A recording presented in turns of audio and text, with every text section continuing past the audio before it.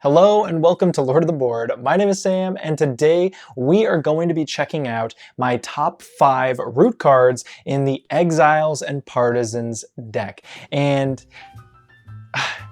actually, it looks like there is something in your ear there. Are you good?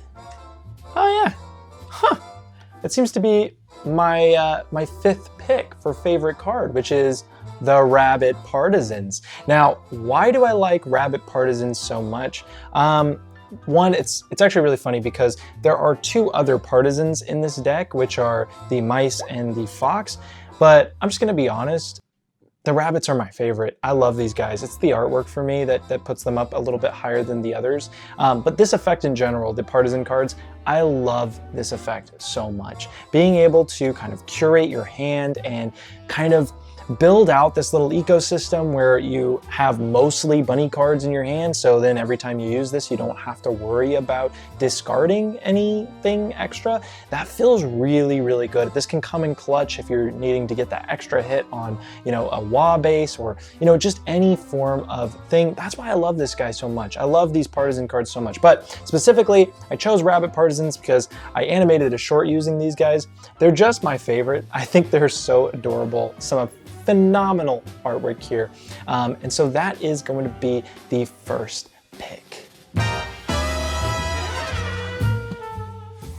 Oh, there you are.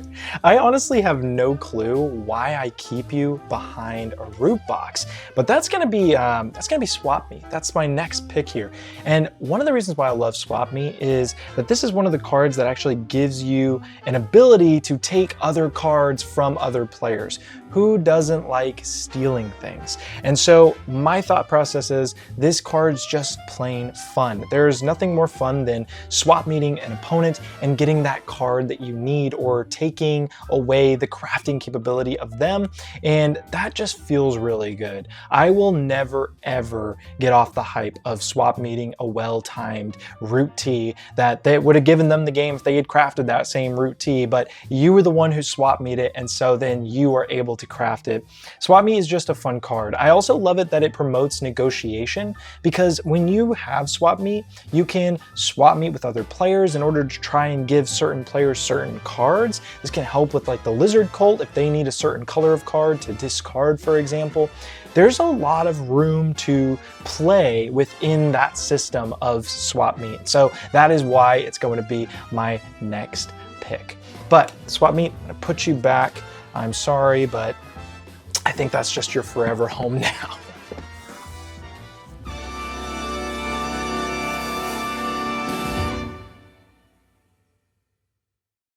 Once again, I really got to start keeping better track of these because keeping Marine Broker outside is just not it. That's not what I want. But Marine Broker is my next pick. I love this card so much because this one gives other players that tough choice of, do I craft and give my opponent a card? And it always feels really good when you have this because there's that period of time where it's just like everybody in the woodland is just crafting a ton of items, and you're just getting like 4 or 5 cards, and certain factions can really benefit from that. Being card rich is very, very good in this game. And so Marine Broker is just one of those ways that you can punish other players for doing the right thing. And I think that's probably the best way to put it is, yeah, there's nothing more fun than punishing players for doing something that they should be doing. You just get a nice little chunk of that, or a tax, so to say. So yeah, that's the next one, Marine Broker. All right, let's go to the next one. Oh my gosh, again with these books. I tell you this, there is too many of them. But you know what? There's actually not much better than a good book or a great movie. In fact, one of the best movies of all time, except The Eerie Emigre. Now, the reason why I love The Eerie Emigre so much is that they allow factions that don't typically have the ability to move and battle to be able to move and battle. And that is just so much dang fun. Also, this guy just charging into battle with the banners under him, and this artwork, this visual aesthetic is just perfect. I can just imagine being under this kind of eerie commander and just, we've got to march, we've got to battle, and if we don't do that, we're discarding this card, we're disbanding this group of soldiers. And I feel like that thematically works so well with the eerie, but it also gives other factions such a cool opportunity to play a little bit more militant. I love having this card as, say,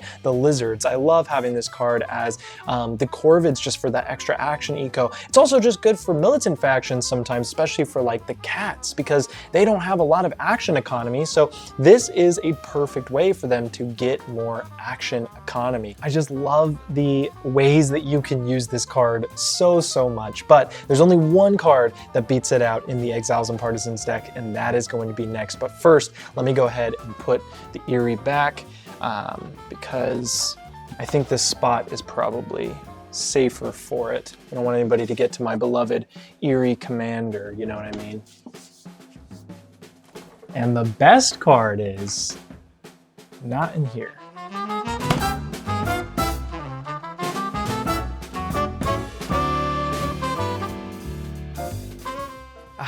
Just makes sense, doesn't it? Just makes perfect sense that my favorite card in the Exiles and Partisans deck would be behind the creator of the game himself, Cole Worley. Let's take a peek. Ah, False Orders. I don't know what I'm doing anymore. But yes, False Orders is my favorite card.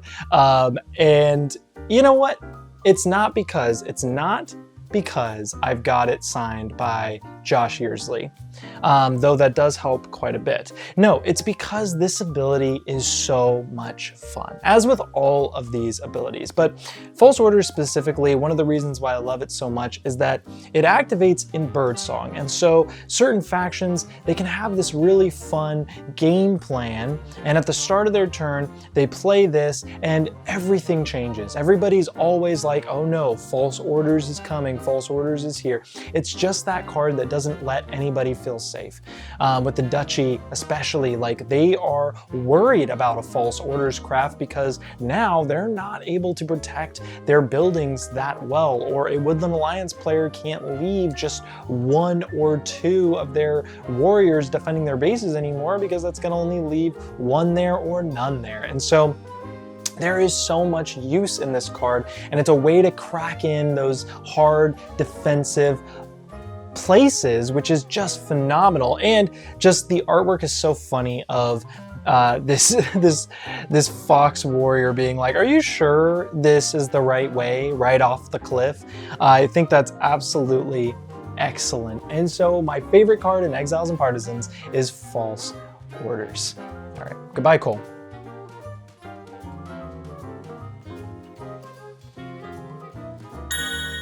And so those are my top 5 cards in the Exiles and Partisans deck. What are some of your favorite picks from the Exiles and Partisans? If you enjoyed this video and you want to see more like it, definitely like and subscribe. That way I know that you like this. Comment as well. I want to hear that prompt. I want to hear what your favorite cards are. What are the cards that I'm missing from this deck? And also, I want to have a special thank you to the members of the channel. We've got some Partisans and Knights. I'm so thankful. So thank you so much for becoming a member. Your support really means the world to me. But thank you so much for watching today's video. Let's go ahead and drop the beat.